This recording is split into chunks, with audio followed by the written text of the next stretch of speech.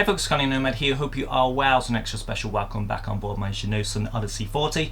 So today's project we're going to be refinishing the window frames on the side of the boat. So over time they have faded. So I'm going to share with you how is it that I've overcome this problem. I asked on a few of the Facebook groups, I had a lot of different suggestions. The main suggestion that I had was simply respraying them, and that's the method that I went for, and the whole project has cost me less than £50 to do so. I had a lot of different suggestions. The first one was simply painting them, which is of course the one that I went for.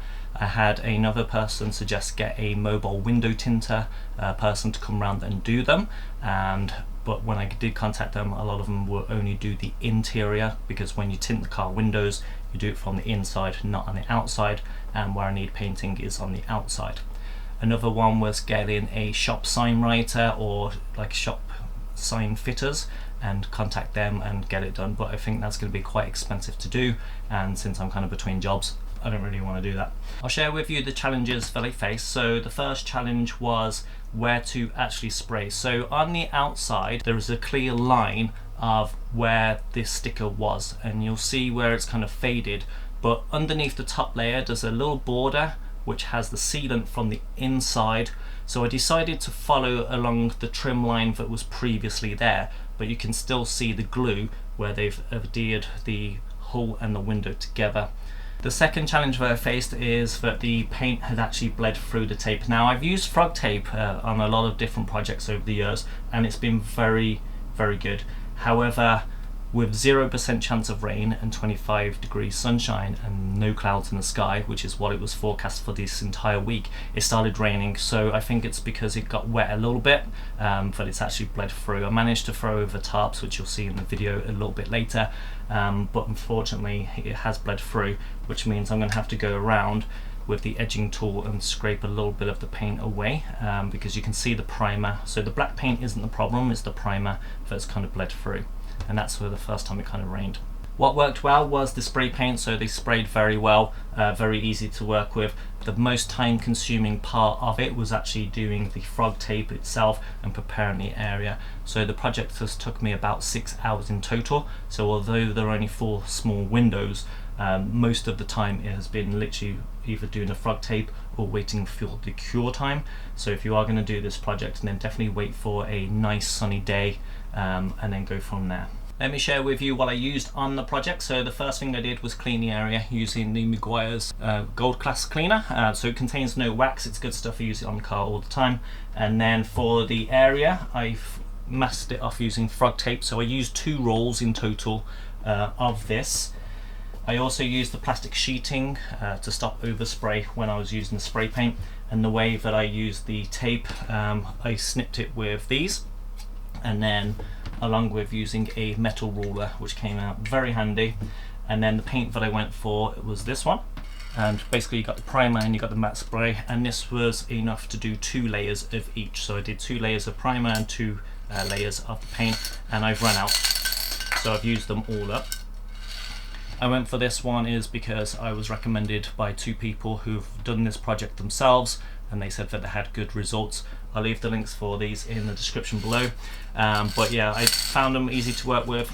The first stage was to clean the area, so I decided to go for the Meguiar's Gold Class Wash because it contains no wax. If you watch the car related videos, you'll see that I'm a big fan of the Meguiar's brand. I wish I was sponsored by them because I use their products quite a lot, but I am not sponsored by them. Next stage is to rinse and dry. Before applying the frog tape, I did wait an hour just to ensure that the hull was completely dry. The deck sides are not completely flush with the windows, so there is a little bit of a gap around them. I ensured that the tape went into the gap to mask it all off, and the way I'd done that was pushing in the tape and then folding it around. I really wanted to make a good job of this, so I folded around the second layer using shorter pieces of the tape.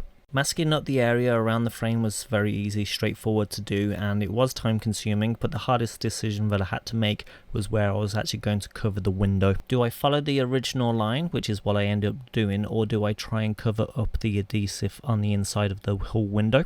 To help with the decision and give myself a bit of a visual aid, I decided to mask off the area up until the adhesive. On the original design, the border is the same thickness. I'm not sure why they didn't decide to try and cover up the ceiling on the inside. A lot of the modern production boats have tinted windows as standard, so that looks a lot nicer. I do like tinted windows in general for the privacy aspect, but it also stops the UV rays damaging the woodwork inside. I also think having the windows tinted would also disguise the adhesive on the inside. Following the adhesive line meant it would have been way out if I would have carried on.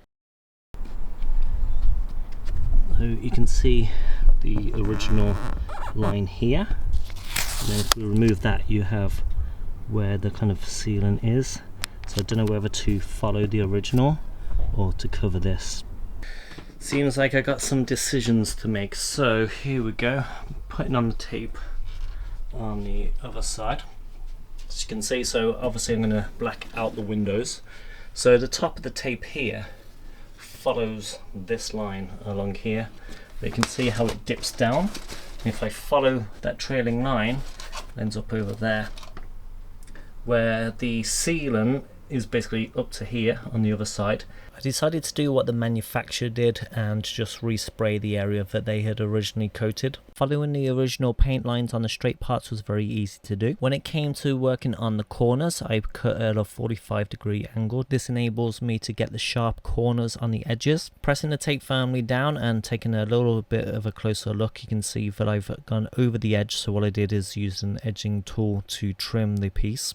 Happy with where the tape married up to the edge, I used a shorter piece, again cut at a slight angle, and then I ran the edge of the tape down to the edge of the paintwork. For the bottom piece of the tape, all I did is I folded it up to give me a good estimation of where the corner was and where to snip.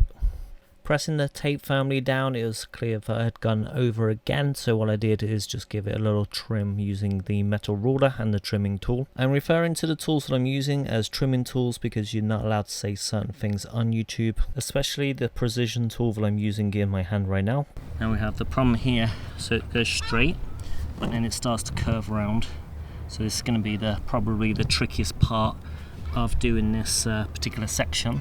So the way I've been doing the turning bit is just chopping small little bits, and as I've been pulling it on, I've literally just been kind of bending it around a little bit each time.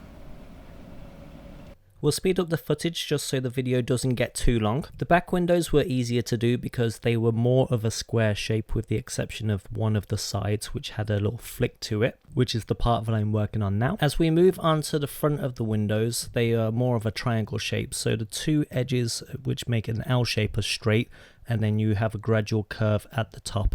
If you are finding this video helpful, if you give it a like, that would be great. If you're new to the channel, I make a mixture of content. It really depends where I am. So the boat is about 3 hours away from where I live. When I'm on the boat, I'll do a mixture of content around the boat, whether it's fixing things, boat life, going out sailing and doing boat tour videos. I really enjoy doing the boat tour videos, but it really depends on other people and my own schedule to film those. So I have 3 penciled in, so it's just kind of making things work.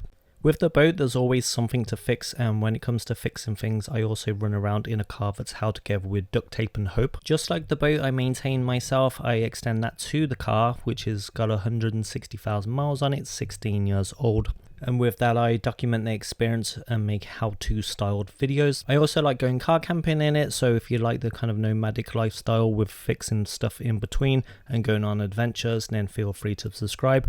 And I also do a few product review videos, mostly on things that are used off-grid, like power stations and fold-out solar panels. Eventually, I want to buy a van and convert it, and then go off seasonal cruising on the boat. So if that seems like for you, then welcome if you subscribe. Next up was protecting the boat from overspray with the spray paint, so I went with plastic sheeting and just rolled it out and taped it up, but we'll skip ahead because that's basically all I did. Of course, it's not just my boat with the deck and the spray hood that I need to make sure that's covered, but I also need to be concerned about overspray going on to other people's boats. And so what I did was I used the plastic sheet over the guardrails, and I used a mixture of both pegs and tape in order to make sure that the plastic sheet had stayed in place.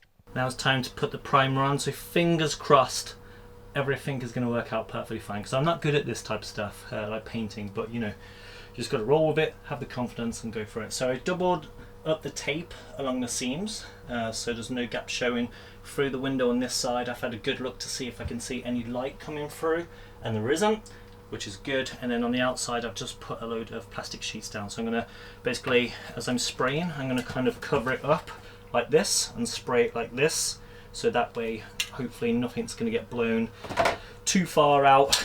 But yeah, there's plenty of sheets on there, so let me show you that. So I'm going to shake the can up for 2 minutes, which is what it says, so let's do that.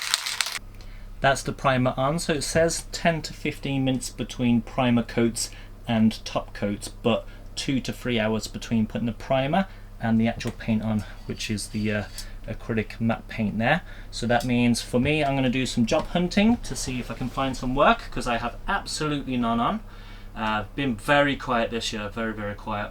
But yeah, I'm going to play some Grand Theft Auto. But yeah, and then in 3 hours time for me, I'll go around and do the spray. So see you then. That's why you can never trust the weather. 25 degrees, sunshine.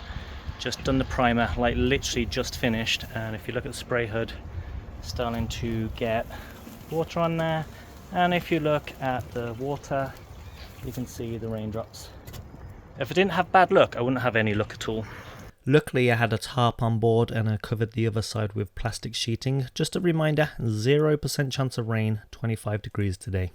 3 hours later and the primer is dried luckily, so being able to cover it over kind of last minute has saved it.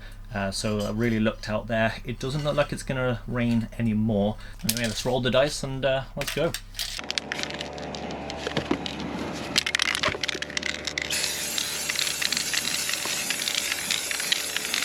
Just like the primer, I used 2 coats of the black paint and I waited 20 minutes between each application. The paint is wet, which is why it doesn't have that matte look just yet.